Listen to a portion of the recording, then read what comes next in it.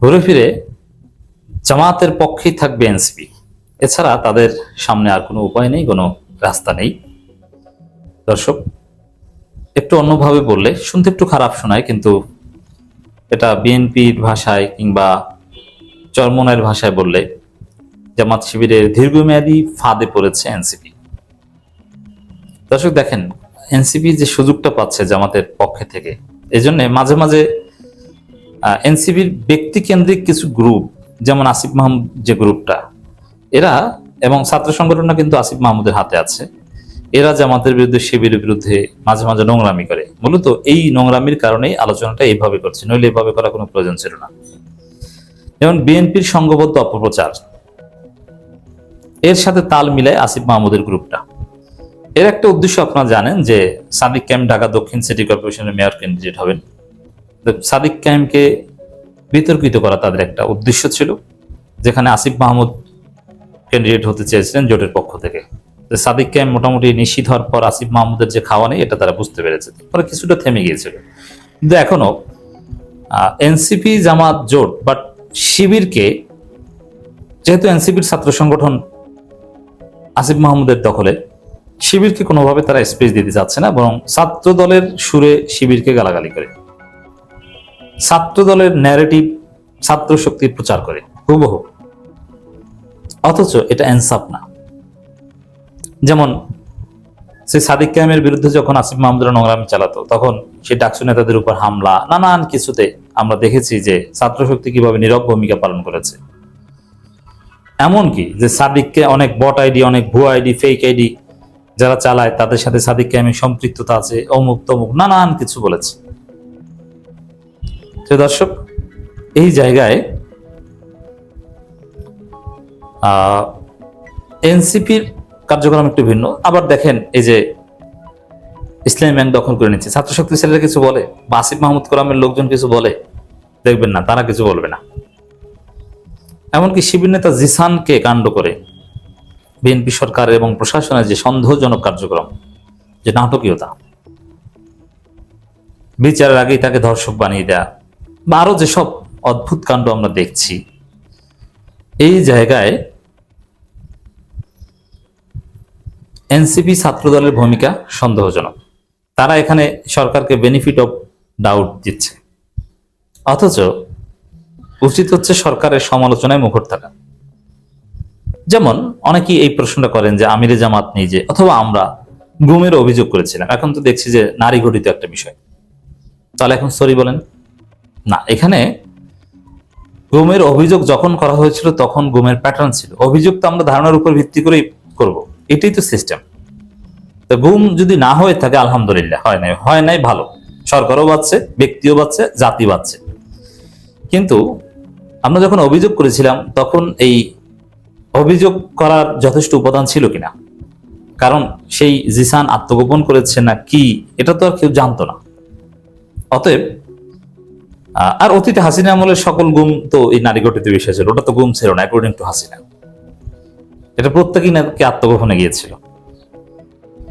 যেমন আবু তাহা আদনান নাকি আত্মগোপনে গিয়েছিল, কিন্তু পুরো জাতি প্রতিবাদ করেছিল, কারণ প্রতিবাদ করার মতো যথেষ্ট প্যাটার্ন ছিল, যথেষ্ট উপাদান ছিল, গুমের অভিযোগ করার মতো উপাদান ছিল। ঠিক তদ্রুপ জিসানের ক্ষেত্রে সেম, যে অভিযোগ করতেই পারে, অভিযোগ করলে যে সেটা সত্য হবে তা না। সাপোজ আমরা বা ডাক্তার শফিকুর রহমানরা অভিযোগ করেছে যে গুম, বাট অভিযোগ সত্য হয়নি, গুম হয়নি, ইটস গুড, ভালো, কিন্তু অভিযোগ করতে পারবে না, তাহলে অভিযোগ করা বাদ দিয়ে দেন। কিন্তু এখানে এনসিপি বা তাদের ছাত্র সংগঠন, তারা কিন্তু রহস্যজনক ভূমিকা পালন করেছে। তারা এখানে অভিযোগ করেন, অথচ এখানে অভিযোগ করাটাই যৌক্তিক।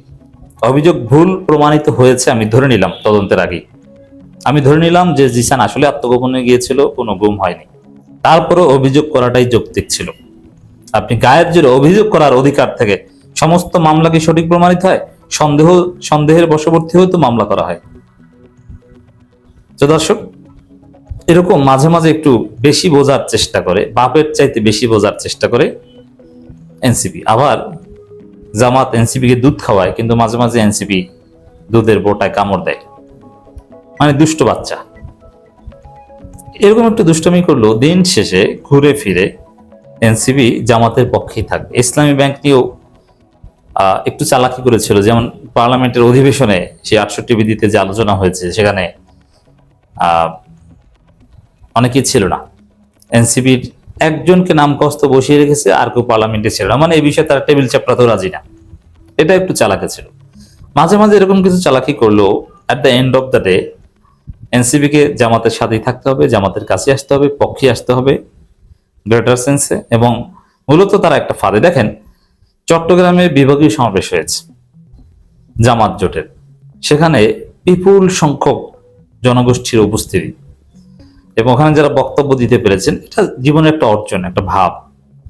আচ্ছা, এনসিপি কোনোদিন অতীত বাদ দেন, সামনে কোনো অঘটন ঘটার আগ পর্যন্ত বাংলাদেশে বা বর্তমান রাজনীতির যে অবস্থা, এই অবস্থায় এই জামাত জোটের সমাবেশে যে পরিমাণ লোকের সামনে নাহিদ নাসিরউদ্দিন পাটোয়ারি বক্তব্য দিতে পেরেছে, এত পরিমাণ লোকের সামনে কি তারা বক্তব্য দিতে পারে?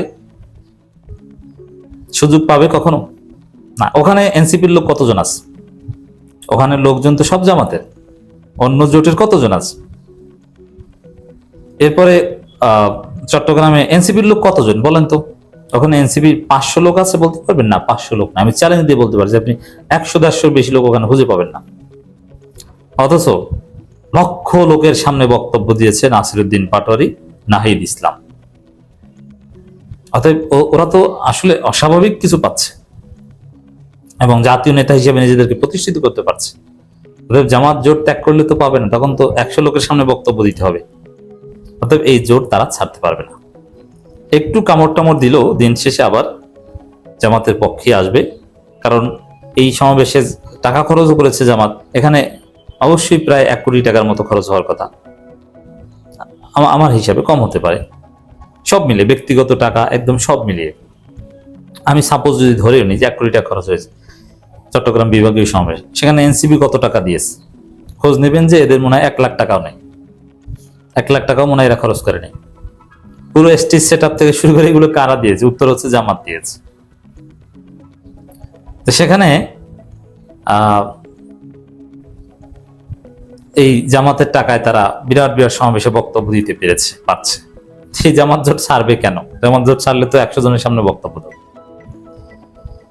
তো দর্শক, ইসলামী ব্যাংক এস আলমের হাতে তুলে দেওয়ার পায়তারা হচ্ছে। ইসলামী ব্যাংক নিয়ে পার্লামেন্টে আসল সময় কথা বলেননি, কিন্তু রাজপথে টুকটাক কথা নাহিদ ইসলাম বলেন, আরো 2-4 জনে এরকম কিছু কথা বলার চেষ্টা করেন। এরকম বলতে হবে। দিন শেষে একটু চালাকি করলেও আপনাকে ঘুরে ফিরে, যেমন হয়তোবা ইসলামী ব্যাংক প্রশ্নে এনসিপি কথা বলে না, এই জন্য জামাতের কেউ একটু অসন্তুষ্ট, এই জন্য টানা কয়েকবার নাহিদ ইসলাম বলে দিল। এমনকি জামাত অসন্তুষ্ট হলে সন্তুষ্ট করার চেষ্টাও নাহিদ ইসলামদের করতে হবে। This is reality.